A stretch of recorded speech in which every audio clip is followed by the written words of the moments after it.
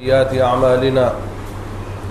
من يهده الله فلا مضل له ومن يضلل فلا هادي له وأشهد أن لا إله إلا الله وحده لا شريك له وأشهد أن محمدا عبده ورسوله يا أيها الذين آمنوا اتقوا الله حق تقاته ولا تموتن إلا وأنتم مسلمون يا أيها الناس اتقوا ربكم الذي خلقكم من نفس واحدة وخلق منها زوجها وبث منهما رجالا كثيرا ونساء واتقوا الله الذي تساءلون به والأرحام إن الله كان عليكم رقيبا يا أيها الذين آمنوا اتقوا الله وقولوا قولا سديدا يصلح لكم أعمالكم ويغفر لكم ذنوبكم ومن يطع الله ورسوله فقد فاز فوزا عظيما أما بعد فإن خير الحديث كتاب الله وخير الهدي هدي محمد صلى الله عليه وسلم وشر الأمور محدثاتها وكل محدثة بدعة وكل بدعة ضلالة وكل ضلالة في النار. أعوذ بالله من الشيطان الرجيم. بسم الله الرحمن الرحيم. قاف والقرآن المجيد بل عجبوا أن جاءهم منذر منهم فقال الكافرون هذا شيء عجيب أئذا متنا وكنا ترابا ذلك رجع بعيد قد علمنا ما تنقص الأرض منهم وعندنا كتاب حفيظ بل كذبوا بالحق لما جاءهم فهم في أمر مريج أفلم ينظروا إلى السماء فوقهم كيف بنيناها وزيناها وما لها من فروج والأرض مددناها وألقينا فيها رواسي وأنبتنا فيها من كل زوج بهيج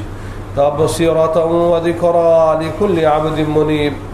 ونزلنا من السماء ماء مباركا فأنبتنا به جنات وحب الحصيد والنخل باسقات لها طلع نضيد رزقا للعباد وأحيينا به بلدة ميتا كذلك الخروج كذبت قبلهم قوم نوح وأصحاب الرس وثمود وعاد وفرعون وإخوان لوط وأصحاب الأيكة وقوم تبع كل كذب الرسل فحق وعيد أفعينا بالخلق الأول بل هم في لبس من خلق جديد. وقال تعالى أعوذ بالله من الشيطان الرجيم من ذا الذي يقرض الله قرضا حسنا فيضاعفه له أضعافا كثيرة. اسلامی بھائیو، اللہ تعالیٰ کی تعریف، اس کی بڑائی، اس کی ہر قسم کی عبادت کی انجام دہی، اس کی دی ہوئی تمام نعمتوں پر اس کا شکر بجا لانا، یہ سب اس رب کے لیے ہماری پیدائشی ذمہ داری ہے جو اکیلے ہی اس کائنات کا خالق بھی ہے، مالک بھی ہے، رازق بھی ہے، اور اکیلے ہی اس کائنات کے نظام کو چلانے والا بھی ہے. اور درود و سلام نازل ہو آخری نبی محمد عربی صلی اللہ علیہ وسلم پر، جن کے ذریعے اللہ تعالیٰ نے ہمیں اور آپ کو قرآن و حدیث اور کتاب و سنت کی شکل میں ہدایت نصیب فرمایا. آج کے خطبے کا موضوع قرض اور اس کے کچھ احکام و مسائل. ہم اور آپ اچھی طرح جانتے ہیں کہ اسلام نے دنیا اور آخرت کے کامیابی کے جتنے راستے ہیں ان تمام راستوں کے بارے میں اللہ اس کے رسول صلی اللہ علیہ وسلم نے ہماری رہنمائی کیا ہے. جو چیزیں حلال ہیں، انسانی ضرورت کی ہیں، ان کو اللہ رب العالمین نے جائز اور حلال قرار دیا ہے، اور جو چیزیں انسان کے لیے تکلیف دہ، نقصان دہ ہیں، انہیں اللہ اس کے رسول صلی اللہ علیہ وسلم نے حرام اور ناجائز قرار دیا ہے. اسلامی تعلیمات جس طرح عبادات، اخلاقیات عقائد کے سلسلے میں ہماری رہنمائی کرتی ہیں، اسی طریقے سے بندوں کے درمیان جو معاملات ہیں، لین دین ہیں، خرید و فروخت ہیں، ان چیزوں میں بھی اسلامی شریعت ہماری بہت اچھی طرح رہنمائی کرتی ہے۔ وہ معاملات جو ہمارے درمیان حلال کیے گئے ہیں اور جائز کیے گئے ہیں،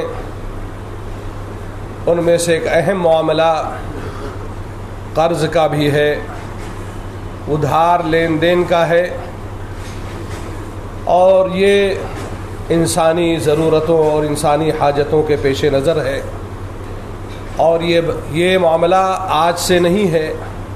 یہ معاملہ پیارے نبی جناب محمد عربی صلی اللہ علیہ وسلم کے دور اور زمانے سے ہے۔ صحابہ کرام بھی ایک دوسرے سے ادھار لیتے بھی تھے اور دیتے بھی تھے۔ ہمارے یہاں بھی ادھار لینے اور دینے کا رواج ہے، اور یہ جائز اور حلال چیز ہے۔ البتہ اس سلسلے میں کچھ ضروری باتیں ہیں جنہیں سمجھنا چاہیے، جنہیں جاننا چاہیے، اور ان کے مطابق اس معاملے کو بھی انجام دینا چاہیے۔ قرض کہتے کسے ہیں؟ اسلامی شریعت میں قرض دینے کی اہمیت اور اس کی فضیلت کیا ہے، اور یہ قرض کیوں حلال اور جائز قرار دیا گیا؟ قرض لینے والے کی کیا ذمہ داری ہے اور قرض دینے والے کی کیا ذمہ داری ہے؟ یہ آج کے خطبے کا کے بنیادی نقطے ہیں، اس کے بنیادی پوائنٹ ہیں۔ سب سے پہلے ہم سمجھتے ہیں کہ قرض کہتے کسے ہیں۔ یہ خالص عربی زبان کا لفظ ہے، بھلے ہی اردو میں اس کو استعمال کیا جاتا ہے، اور عربی زبان میں قرض کہتے ہیں کاٹنے کو قرض کہتے ہیں، اور اس کا جو شرعی اور اصطلاحی معنی ہے وہ یہ ہے دفع مال لمن ينتفع به ويرد بدله، اپنا ایک مال کسی انسان کو دینا تاکہ وہ اس سے فائدہ اٹھا لے، اور فائدہ اٹھانے کے بعد اس نے جو مال آپ سے لیا ہے بطور قرض اس کو واپس کر دے۔ قرض کی جو لغوی تعریف ہے ڈکشنری والی، اور جو شرعی تعریف ہے، دونوں میں کوئی ٹکراؤ نہیں ہے، دونوں میں کوئی اختلاف نہیں ہے۔ اس لیے کہ جو آدمی قرض دیتا ہے آپ کے ڈیمانڈ پر، آپ کے مانگنے پر، وہ اپنے مال کا ایک حصہ نکال کر کے کاٹ کر کے دیتا ہے۔ مثال کے طور پر میں نے آپ سے 10,000 روپیہ مانگا اور آپ کے پاس 1,00,000 روپے ہیں، تو آپ نے وہ 10,000 روپیہ نکال کر کے 1,00,000 میں سے کاٹ کر کے آپ نے ہم کو دیا ہے۔ کیوں دیا ہے؟ تاکہ میں اس سے فائدہ اٹھا لوں، اور جب میرا کام ہو جائے تو میں اس کو واپس کر دوں۔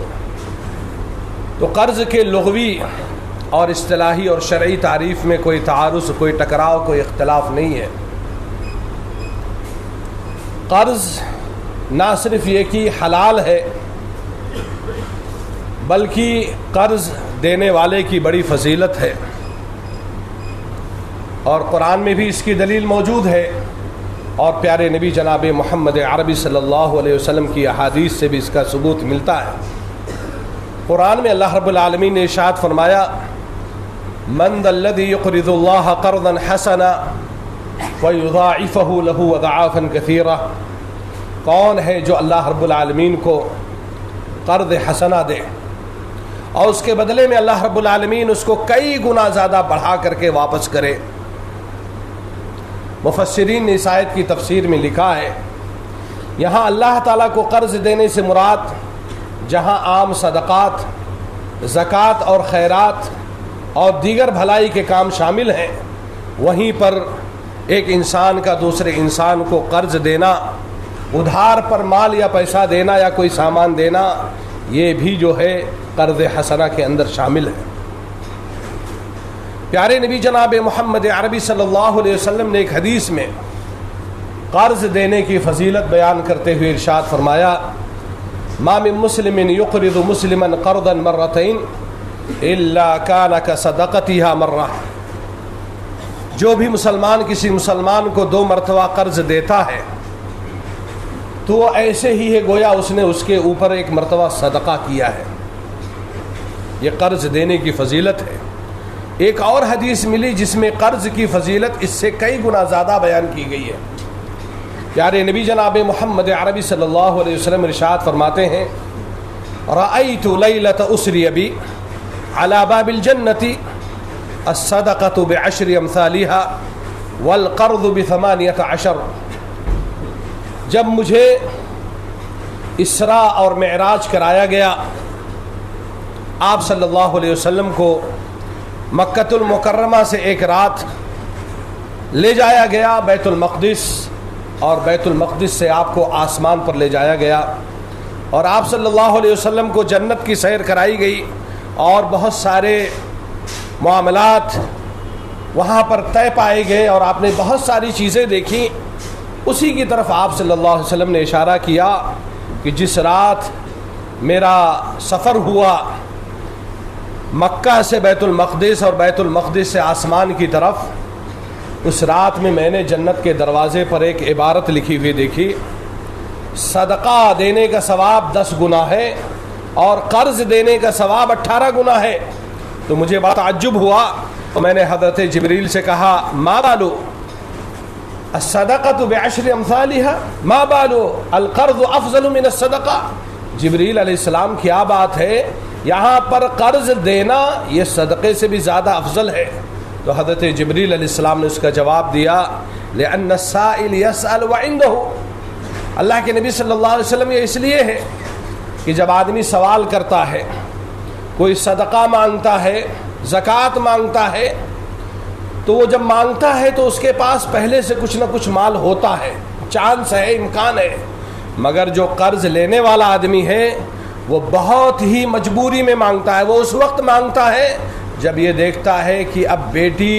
کی شادی نہیں ہو پائے گی، بارات واپس چلی جائے گی، میری لڑکی اسی طرح بیٹھی رہے گی، یا میرے والد صاحب ہاسپٹل میں ایڈمٹ ہے، اگر پیمنٹ نہیں کیا تو ان کا علاج نہیں ہو پائے گا، اس دنیا سے رخصت ہو جائیں گے. بہت مجبوری کی حالت میں آدمی مانگتا ہے، اور اس مجبوری میں ایک آدمی اسے قرض دے دیتا ہے.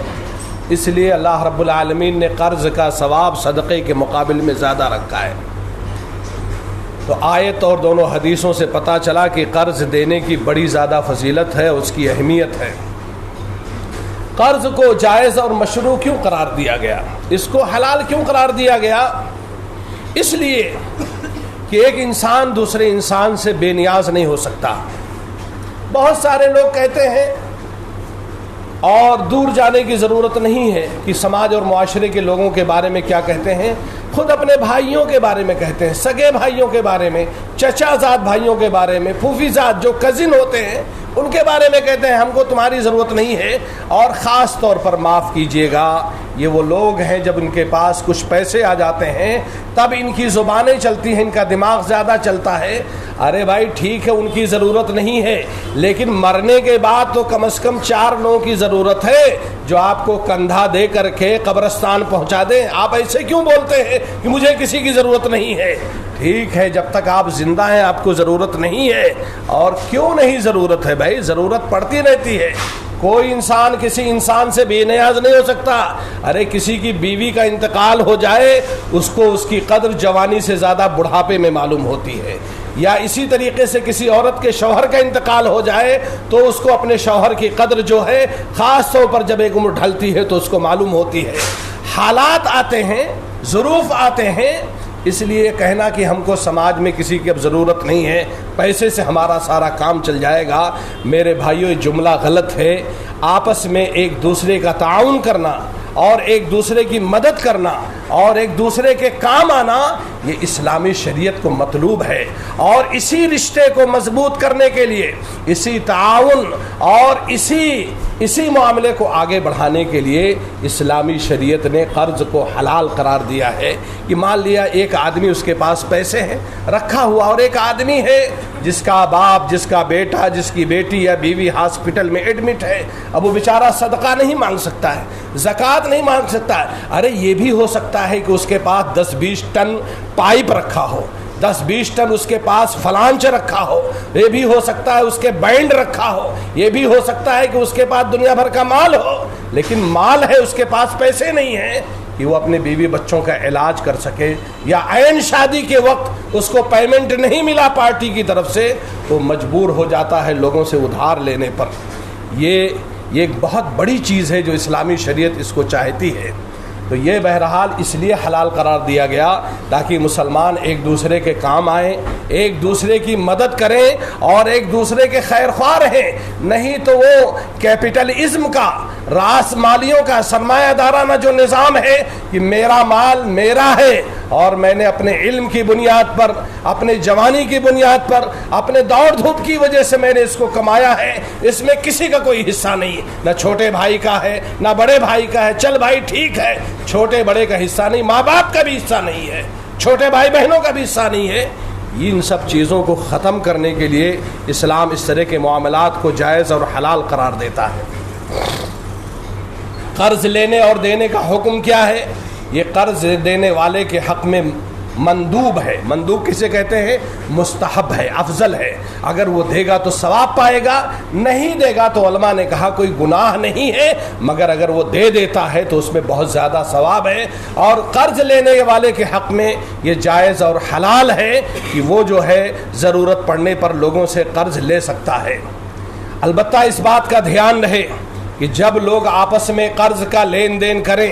تو جو سامان ادھار کے طور پر دے رہے ہیں یا جو پیسہ ادھار کے طور پر دے رہے ہیں اس کو لکھ لیا جائے، اور کتنے دنوں کے لیے دے رہے ہیں اس کی ایک ٹائم لمٹ متعین کر لی جائے، یہ زیادہ بہتر ہے تاکہ واپسی کے وقت آپس میں لڑائی جھگڑا نہ ہو۔ بلکہ علماء نے کہا ہے کہ اگر کوئی سامان ادھار کے طور پر دے رہا ہے تو اس کی جو کیفیت ہے، اس کی جو شکل و صورت ہے، اس کو بھی لکھ لیا جائے کہ بھائی ہم نے دینے کے وقت اس طرح آپ کو دیا تھا، تو آپ جب واپس کیجئے گا تو اسی طرح صحیح سالم اس کو واپس کیجئے گا، اور جب ٹائم ہو جائے گا تو برائے مہربانی اس کو واپس کر دیجئے گا۔ قرآن مجید میں اللہ رب العالمین نے ارشاد فرمایا، یا ایھا الذین آمنوا اذا تداینتم بدین الی اجل مسمی فاکتبوہ، اے ایمان والو جب تم لوگ آپس میں ایک دوسرے کے ساتھ قرض اور ادھار کا لین دین کرو تو اس کو لکھ لیا کرو، کس ٹائم کے لیے، کتنے دنوں کے لیے لے رہے ہو، دے رہے ہو، اس کو لکھ لیا کرو،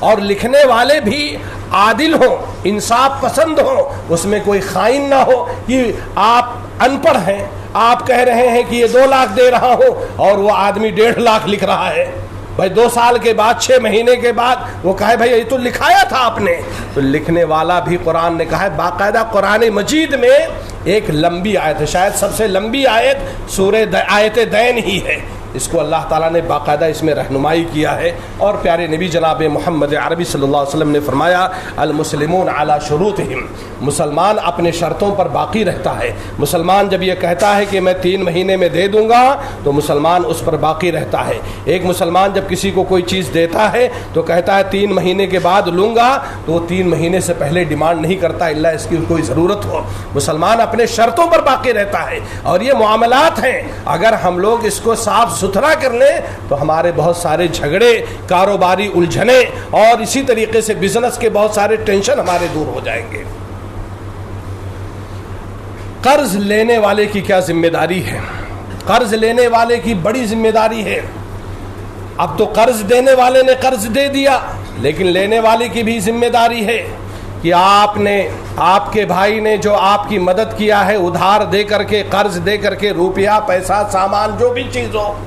کھانے پینے کا سامان جسے وزن کیا جا سکے، جسے تولا جا سکے، یا گاؤں میں جو سیائی چلتی تھی اس سے ناپا جا سکے، ان ساری چیزوں کو آپ اسی طرح واپس کرنے کی کوشش کیجئے، قبل اس کے کہ آپ کو اچانک موت آ جائے۔ اچانک موت آ جائے اور آپ اس کو واپس نہیں کر سکے ہیں تو یاد رکھیے کہ یہ آپ کے ذمے ہوگا، اور یہ آپ کے ذمے ہوگا۔ اگر آپ کے ورثہ نے اس پیسے کو، اس ادھار کو واپس کیا تب تو ٹھیک ہے، اور اگر نہیں واپس کیا تو ایسی صورت میں وہ آپ کے گلے میں ہڈی بن جائے گا۔ پیارے نبی جناب محمد عربی صلی اللہ علیہ وسلم نے ایک موقع پر اللہ کے راستے میں شہید ہونے والے شخص کی بہت زیادہ فضیلت بیان کرتے ہوئے ارشاد فرمایا، یہ ایک آدمی شہید ہونے کے بعد جب جنت میں پہنچے گا تو وہاں پر کہے گا اللہ مجھے دوبارہ دنیا میں زندہ کر کے واپس کر دے، اور میں وہاں جاؤں، اللہ کے راستے میں شہید کیا جاؤں، پھر میں زندہ کیا جاؤں، پھر شہید کیا جاؤں، پھر زندہ کیا جاؤں، پھر شہید کیا جاؤں۔ اتنا زیادہ اور اتنا بڑا مقام و مرتبہ ہے۔ اور پیارے نبی صلی اللہ علیہ وسلم نے ایک دوسری حدیث میں ارشاد فرمایا کہ شہید کے خون کا پہلا قطرہ زمین پر گرنے سے پہلے اس کے سارے گناہ معاف ہو جاتے ہیں سوائے قرض کے۔ بتائیے ایک شہید کی کتنی بڑی فضیلت ہے کہ پہلی بات تو یہ ہے کہ وہ دوبارہ شہید ہونے کی وہ بار بار تمنا کرے گا، اور دوسرے یہ کہ اس کے سارے گناہ معاف ہو جاتے ہیں سوائے قرض کے۔ تو اس لیے میرے بھائیوں، قرض لینے والے کی ذمہ داری ہے کہ مان لیا اگر 3 مہینے کا ٹائم لیا ہے اور اگر اس سے پہلے پیمنٹ آ گیا ہے تو اسے چاہیے کہ خود اپنے قدموں پر چل کر کے جا کر کے اس بھائی کو اس کا قرض واپس کر دے۔ اس بھائی کو اس کا، اس لیے کہ اس نے آپ کے ساتھ احسان کیا ہے، اللہ نے اسے اجر و ثواب دیا، لیکن اس کی وہ امانت اس کو واپس کر دیں۔ میرے بھائیوں، اس سلسلے میں ہمارے ہاں بہت زیادہ کوتاہی ہے۔ پیارے نبی جناب محمد عربی صلی اللہ علیہ وسلم نے فرمایا کہ ایک قرض دار کی روح آسمان اور زمین کے درمیان معلق رہتی ہے۔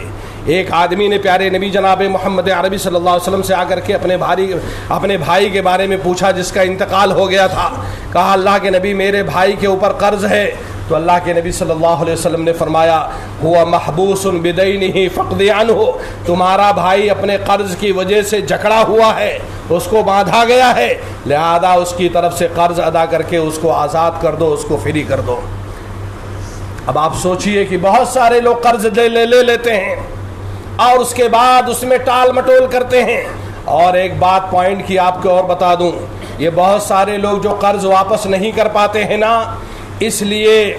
ان کی نیتیں ہی قرض لینے کے وقت، ادھار مال لینے کے وقت ان کی نیت ہی گڑبڑ ہوتی ہے۔ اور یہ بات میں نہیں کہہ رہا ہوں، ہمارے نبی محمد عربی صلی اللہ علیہ وسلم کہہ رہے ہیں۔ آپ صلی اللہ علیہ وسلم نے کہا من اخذ اموال الناس یرید اداءها ادى اللہ عنہ، جو آدمی لوگوں سے ان کا مال ادھار لے رہا ہے اور جس وقت ادھار لے رہا ہے نا اس کی نیت ہے کہ انشاءاللہ میں اس کو واپس کر کے رہوں گا، اللہ کے نبی ارشاد فرماتے ہیں عبد اللہ عنہ، اللہ اس کی طرف سے وہ قرض ضرور ادا کرے گا۔ اور ایک حدیث کے الفاظ ہیں سبب اللہ لہ رزقا، اللہ تعالیٰ مرنے سے پہلے اس کے لیے روزی کے اتنے سارے اسباب پیدا کر دے گا کہ وہ لوگوں کا قرض مرنے سے پہلے ادا کر دے گا، لیکن شرط یہ ہے یرید اداءہا، اس کو ادا کرنے کی نیت کرتا ہو، ادا کرنے کی نیت رکھتا ہو۔ لیکن اس کے ساتھ آپ نے یہ بھی وارننگ دیا وَمَنْ أَخَذَ أَمْوَالَ النَّاسِ يُرِيدُ أَدَاءَهَا يُرِيدُ إِتْلَافَهَا أَتْلَفَهُ اللَّهُ تعالی، اور جو لوگوں سے قرض لیتا ہے، ادھار پر مال لیتا ہے اور لینے کے وقت نیت یہ ہوتی ہے مر گیا مردود نہ فاتحہ نہ درود، ارے کون آئے گا پوچھنے کے لیے، زیادہ سے زیادہ لوگ 2-4 گالی دے دیں گے، 2-4 جھاپڑ مار دیں گے، 2-4 لوگوں کے سامنے بے عزت کر دیں گے۔ بلکہ ایک اسٹیل کے بزنس مین نے کہا کہ میرا ایک آدمی 30-35 لاکھ روپیہ باقی تھا، نہیں دے رہا تھا، گویا وہ بہانہ ڈھونڈ رہا تھا، اور گاؤں میں جا کر کے چوراہے پر اس نے زمین خرید لیا۔ یہ لاک ڈاؤن کی بات ہے، جب لوگ پریشان حال تھے، میں نے اس کو تقریباً 40-45 لاکھ کا مال ادھار دے دیا۔ گاؤں میں جا کر کے اس نے زمین خریدا، 2 سال گھر پر رہا، اور بعد میں جب مانگنے گیا تو کہہ رہا ہے نہیں دوں گا، آپ نے فلاں جگہ مجھے گالی دیا ہے۔ تو کہہ رہے ہیں کہ بھائی میں نے کہاں گالی دیا ہے، میری تیری ملاقات نہیں ہوئی۔ کہا نہیں آپ فلاں جگہ، میں نے کہا گالی میں نے نہیں دیا ہے۔ ہاں لوگ مجھ سے پوچھ رہے تھے کہ بابو آپ کا پیمنٹ اس نے دیا، تو میں نے کہا بھائی اس نے نہیں دیا ہے، نہ فون اٹھا رہا ہے۔ لوگ بہانہ ڈھونڈتے ہیں کہ آپ ان کو ایک جملہ گالی دے دو، اتنے بے حس اتنے بے حیا، اتنے بے غیرت اور اتنے بے شرم ہیں کہ اپنے محسن کے ساتھ اس طرح کا معاملہ کرتے ہیں۔ یاد رکھیے ہمارے نبی جناب محمد عربی صلی اللہ علیہ وسلم تو ایسے شخص کی نماز جنازہ ہی نہیں پڑھاتے تھے جو آدمی قرض لے لیا نہیں ادا کیا، اللہ اس کے ورثہ تیار ہو جائیں کہ ہم اس کو ادا کرتے ہیں۔ اللہ کے نبی صلی اللہ علیہ وسلم کے پاس ایک جنازہ لایا گیا، آپ نے پوچھا اس کے اوپر قرض ہے؟ تو صحابہ نے کہا ہاں اس کے اوپر صرف 2 دینار کا قرض ہے، صرف اور صرف 2 دینار کا قرض ہے۔ آپ صلی اللہ علیہ وسلم نے کہا صلو علی صاحبکم، جاؤ تم لوگ اپنے ساتھی کا نماز جنازہ پڑھ لو، میں بحیثیت امام ایسے آدمی کی نماز جنازہ نہیں پڑھوں گا۔ تب ابو قتادہ انصاری رضی اللہ تعالیٰ عنہ کھڑے ہوئے اور کہا ہما علی یا رسول اللہ، اے اللہ کے رسول یہ 2 دینار کے قرض کی ادائیگی میرے ذمہ ہے۔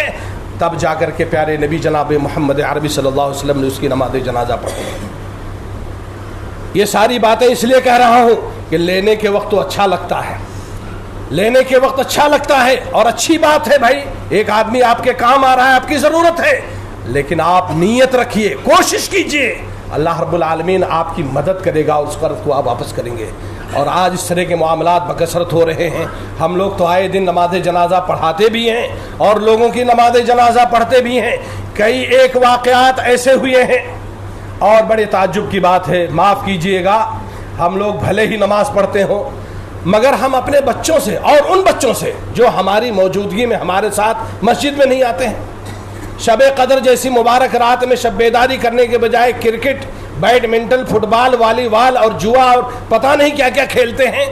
ایسے بچوں سے آپ امید لگائے ہیں اور ان کے لیے آپ مال جمع کر رہے ہیں اور وہ بھی ادھار کھا کر کے، ادھار مال لے کر کے آپ جمع کر رہے ہیں۔ ارے آپ کے مرنے کے بعد یہ ہر ہو جائیں گے۔ ممرہ میں کتنے واقعات ہیں، مسلم علاقہ ہے، اس کو بیان کرنے کی ضرورت نہیں ہے، آپ لوگ بھی لوگوں کے نماز جنازہ میں شریک ہوتے ہیں، بچوں نے کہہ دیا ٹھیک ہے جاؤ، نہیں دیں گے، یا اس وقت کہہ دیتے ہیں اور بعد میں مکر جاتے ہیں۔ بچوں نے باپ کا جو حق تھا اس کو لے لیا ہے، ممرہ کا واقعہ ہے، زمین اور پراپرٹی کے لین دین کا واقعہ ہے۔ ایک جگہ انہوں نے لوگوں سے انویسٹ کرایا تھا اور ایک جگہ لوگوں نے ان کا پیسہ لے کر کے انویسٹ کیا تھا، بچوں نے کہا کہ ابو کا جو پیسہ ہے دے دیجئے، اس کے بعد حساب کر کے واپس کر دیں گے۔ باپ کا جو پیسہ مارکیٹ میں باقی تھا اس کو لے لیا، مگر جو باپ کی طرف سے دینا تھا اس کو بچوں نے کہا ابو سمجھیں گے، وہ سمجھ رہے ہیں آسمان میں نا، ان کی روح آسمان۔ ایسی اولاد سے آپ امید کرتے ہو، ایسی اولاد کے لیے آپ ادھار جو ہے کیا کہتے ہیں گاڑی نکال کر کے بیٹھے ہو، گھر خرید کر کے رکھو، آپ کو ان سے کیا امید ہے؟ یہ 5 وقت کی نماز نہیں پڑھتے ہیں، آپ ان سے امید رکھتے ہو رب ارحمہما کما ربیانی صغیرہ پڑھیں گے، ربنا اغفر لی ولوالدی وللمؤمنین یوم یقوم الحساب پڑھیں گے، جو آپ کے ساتھ مسجد میں نہیں آتے ہیں،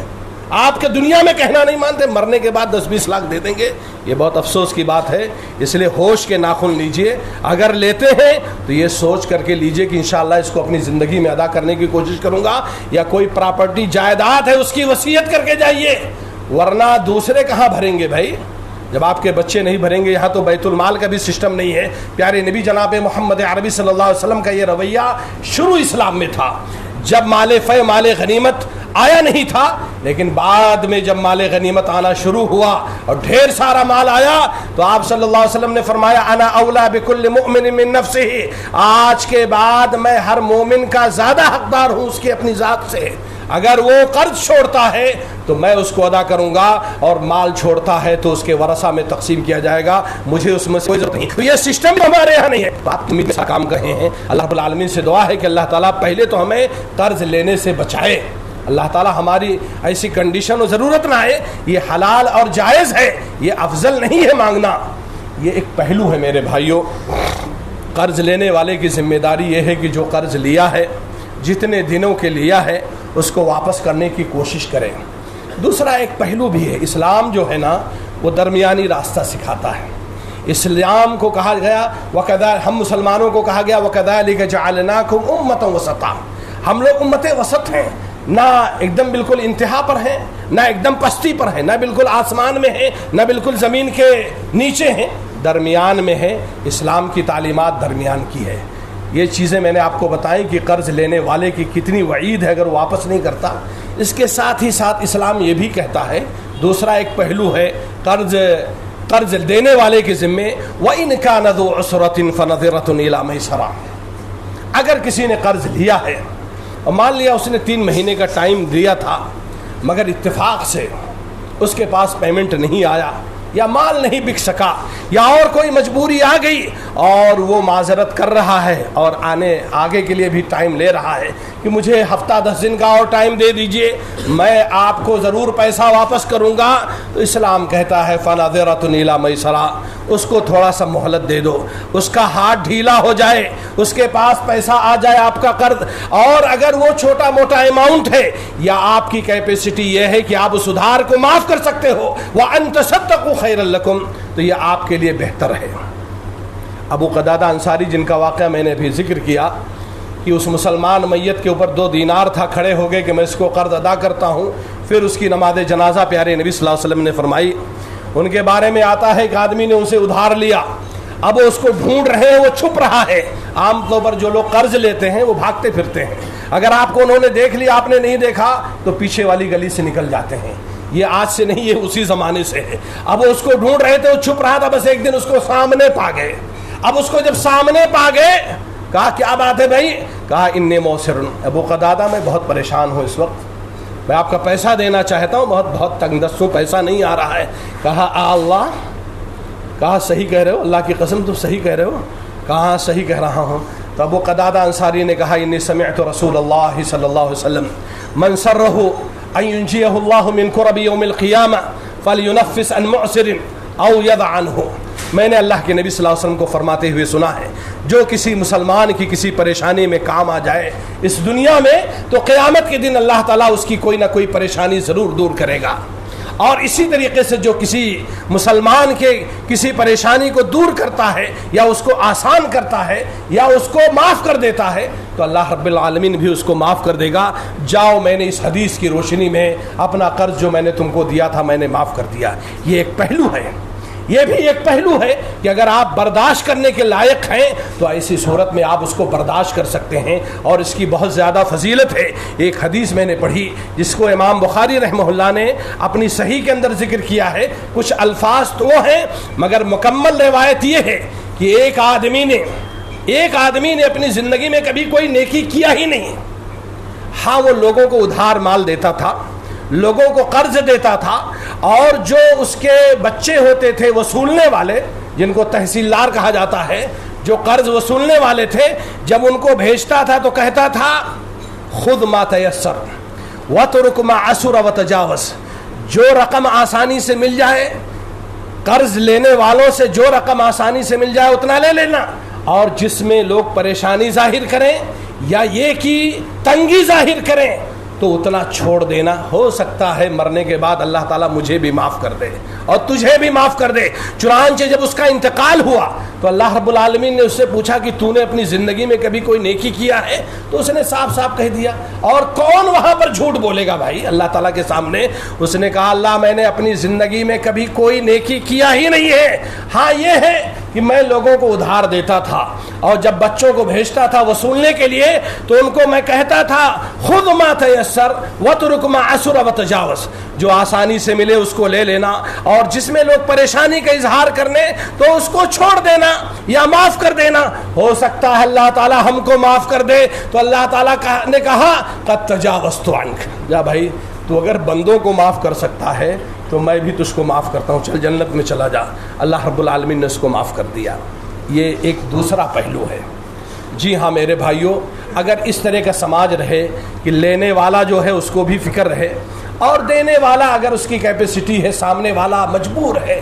کئی بچے ہیں، علاج معالجہ ہے، بچوں کی فیس نہیں بھروا رہا ہے، آپ اس کے حالات سے واقف ہیں کہ وہ جھوٹ نہیں بول رہا ہے، تو اگر ہو سکے تو آپ اس کو معاف کر دیں۔ اور یہ تو پیسے کی بات ہے، پیسہ تو آپ لوگ کہتے ہی ہیں نا، یہ ہاتھ کا میل ہے، آج ہے کل نہیں ہے، کل تھا آج نہیں ہے، پرسوں تھا آج نہیں ہے، یہ ہاتھ کا میل ہے۔ ایسے لوگ بھی اس دنیا میں ہیں جو اس پیسے کی وجہ سے کافی ساری نیکیاں کما رہے ہیں۔ میں نے ابھی جلد ہی ایک واقعہ پڑھا، اور یہ باتیں میں اس لیے کہتا ہوں کہ آج سب سے زیادہ عداوت اور دشمنی ہماری اپنے گھروں خاندانوں میں ہے، بھائیوں میں ہے اور فیملی میں ہے، کزن میں ہے، چچا زاد بھائیوں میں ہے، بلکہ کچھ ناکارہ لوگ ہیں جو اپنے والدین سے بھی دشمنی رکھتے ہیں، کسی معاملے کو لے کر کے والدین مر جاتے ہیں یا یہ خود مر جاتے ہیں، اپنے ماں باپ سے بات نہیں کرتے ہیں۔ سعودی عرب میں ایک گروپ ہے العجلان گروپ، یہ بہت بڑا گروپ ہے، گروپ آف کمپنیز ہے، اس کے جو ڈائریکٹر ہیں، اس کے جو مالک ہیں فہد بن عبدالعزیز العجلان، اللہ تعالیٰ نے جب ان کو پیسہ دیا تو انہوں نے بہت سارے نیکی کے کام کیے، اور ابھی کی نیوز یہ ہے کہ ان کے 85 چچا زاد بھائی تھے۔ کتنے؟ 85۔ وہاں تو آپ کو پتا ہے نا کہ ایک ایک باپ کے کتنے کتنے بچے ہوتے ہیں۔ ایک چچا زاد بھائیوں کی تعداد 85 ہے، اور سب بیچارے ہاؤس لیس تھے، ان کے پاس گھر نہیں تھا، کرائے کے مکان میں رہتے تھے۔ ریاض کے انتہائی پاش علاقہ میں، جسے حی الحطین کہا جاتا ہے، بہت پاش علاقہ ہے جہاں مالدار لوگ رہتے ہیں، وہاں پر اس آدمی نے اپنے ہر چچا زاد بھائی کے لیے ایک ایک بنگلہ، اور فیلا فاخرہ کا لفظ ہے، انتہائی شاندار بنگلہ بنا کر کے دیا ہے۔ یہاں 10-20 ہزار کے لیے بہت سارے لوگ اپنے چچا زاد بھائیوں کو رسوا کر دیتے ہیں۔ جہاں چائے کی دکان پر بیٹھتے ہیں، کیا ارے وہ بہت بدتمیز آدمی ہے، 10,000 روپیہ لیا ہے، میرا 3 مہینہ ہو واپس نہیں کیا ہے۔ ارے بھائی ٹھیک ہے، آپ کو اللہ رب العالمین نے دیا ہے، یہ پیسہ جو ہے نا، یہ نیکی کمانے کا بہت بڑا ذریعہ ہے۔ صدقہ بھی کر سکتے ہیں آپ لوگوں کو ادھار بھی دے سکتے ہیں، مسجد بھی بنا سکتے ہیں، مدرسے بھی بنا سکتے ہیں، اور یہ تو پیسے کی بات ہے۔ ایک واقعہ میں نے مدینہ یونیورسٹی میں تعلیم کے دوران پڑھا تھا، اور کبھی کبھی وہ واقعہ یاد آتا ہے تو عربوں کے بارے میں، اور کیا کہتے ہیں، حاتم طائی وغیرہ کے بارے میں جو سخاوت اور فیاضی کی بات مشہور ہے، کرم اور جود، آج بھی وہ چیز موجود ہے۔ ہوا یہ کہ ریاض کی سڑکوں میں سے کسی سڑک پر 2 گاڑیاں چل رہی تھیں، اور اوور اٹیک ہو گیا، آگے پیچھے گاڑی روک کر کے ایک نوجوان نے دوسرے نوجوان کو، ان کی عمر بھی 14, 15, 16 سال رہی ہوگی، ایک نوجوان نے اپنا ریوالور نکال کر کے دوسرے نوجوان پر گولی سے فائر کر دیا، اور وہ لڑکا جگہ ہی پر جو ہے دم توڑ دیا۔ لیکن چونکہ ملک میں انصاف ہے، پتہ یہ چلا کہ مارنے والا جو ہے نا، وہ کوئی عام ناگرک نہیں ہے، کوئی عام سٹیزن نہیں ہے، وہ آل سعود فیملی کا ہے، رائل فیملی کا لڑکا ہے، اور اس نے گولی ماری ہے۔ تو کیا ہوا بھائی؟ جہاں قرآن و حدیث کا حکم چلتا ہو، جہاں شریعت نافذ ہو، وہاں اس سے کیا لینا دینا ہے؟ شرعی حساب سے موقع دیا جاتا ہے کہ بھائی اگر مقتول کے ورثہ دیت لے لیں، قاتل کی طرف سے، قاتل کے گھر والے اگر دیت دینے کے لیے تیار ہیں، مقتول کے گھر والے دیت لینے کے لیے تیار ہیں، تو معاملے کو وہیں پر رفع دفع کر دیا جاتا ہے۔ یا تو آپ معاف کر دیں، یا تو دیت لینے پر تیار ہو جائیں۔ اگر ان دونوں آپشنوں پر اگر عمل نہیں ہوا تو ایک تاریخ متعین ہوتی ہے، اس تاریخ تک ان کو جو ہے ان کی بھی گردن ماری جائے گی۔ جس طرح انہوں نے مارا ہے کسی جان کو ناحق، اسی طرح ان کو بھی مارا جائے گا۔ بہرحال بہت کوشش یہاں تک ہوئی کہ میں نے اس وقت پڑھا کہ اس شہزادے کے گھر والوں نے، ان کے پاس جو قیمتی سے قیمتی باغ، اور آپ کو پتہ نہیں ہے شاید کئی کلومیٹر میں ان کا کھجور باغ ہوتا ہے بھائی، وہ بگہا میں نہیں ہوتا، وہ کئی کلومیٹر میں ہوتا ہے۔ انہوں نے کہا بھائی وہ قصیم کا وہ باغ لے لو، یا الجوف کا باغ لے لو، پیسہ بھی لے لو، اور کچھ چاہیے لے لو، مگر میرے بچے کو معاف کر دو۔ یہاں تک میں نے فوٹو دیکھا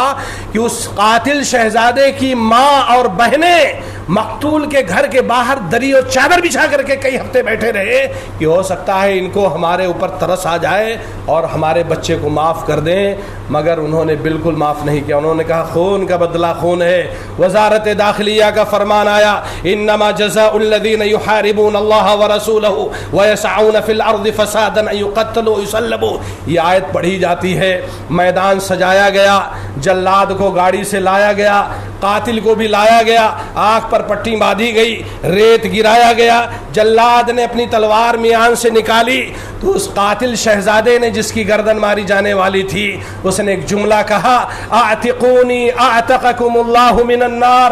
آج مجھے آپ لوگ چھوڑ دو، آج مجھے آزاد کر دو، معاف کر دو، اللہ تعالیٰ آپ لوگوں کو جہنم کی آگ سے آزادی دے گا، اللہ تعالیٰ آپ کو لوگوں کو جہنم کی آگ سے رہا کرے گا۔ فوراً مقتول کے والد نے جلاد سے کہا کہ تھوڑی دیر کے لیے رک جائیے، تھوڑی دیر کے لیے رک جائیے، اب اس کی گردن مت ماریے۔ اس نے ایک جملہ کہا ہے،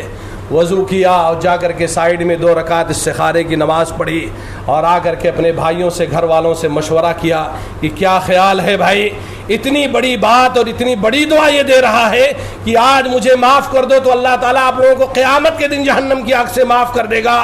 سب لوگوں نے ایک آواز ہو کر کے کہا کہ ہم اس کو اللہ کے لیے معاف کر رہے ہیں،